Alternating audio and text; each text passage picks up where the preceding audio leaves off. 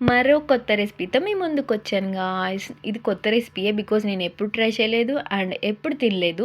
మీ అందరికి తెలిసే ఉండిద్ది. ఇట్స్ ఓకే, పర్లేదు. తెలిస్తే మళ్ళీ తెలుసుకోండి అండ్ లైక్ చేయండి, సబ్స్క్రైబ్ చేసుకోండి.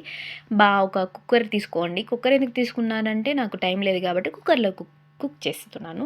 కుక్కర్ తీసుకొని కొంచెం ఆయిల్ వేయండి, ఆనియన్స్ వేయండి, మిర్చి వేయండి. మీ దగ్గర ఏముంటే అన్నీ వేసుకోవద్దు దయచేసి ప్లీజ్. నేను చెప్పినట్టు చేయండి.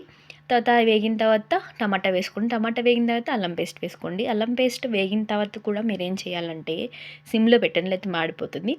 మనం కోసుకున్న సొరకాయలు వేసుకోవాలి. సొరకాయలు చిన్న చిన్న చేయొద్దు, కొంచెం లడ్డు టైప్ చేయండి నాలాగా. అవి వేసుకున్న తర్వాత కొంచెం కారం, పసుపు, సాల్ట్ వేసుకుని ఆయిల్ వేసుకుంది.